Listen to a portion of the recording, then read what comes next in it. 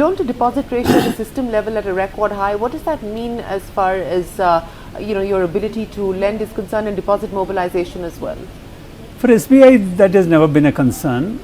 For the industry, yes, there will always be an equilibrium. But it is also important that the shift in the financialization of the savings towards non-bank channels means the banks cannot build their asset side purely on the deposits.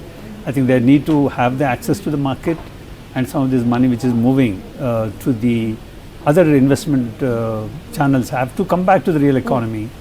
And I believe that there will be a structural shift in terms of the balance sheet structures for the banks.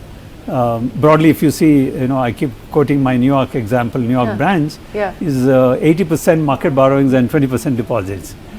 We may not go all the way there, but I think how far do you think you'll go? I think difficult to imagine what could be the mix, but definitely the mix will change. And too much talk about LDRs may not be relevant as we are able to build our assets based on the market borrowings going forward.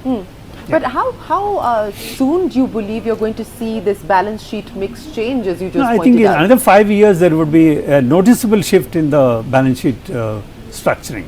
Okay, another 5 years.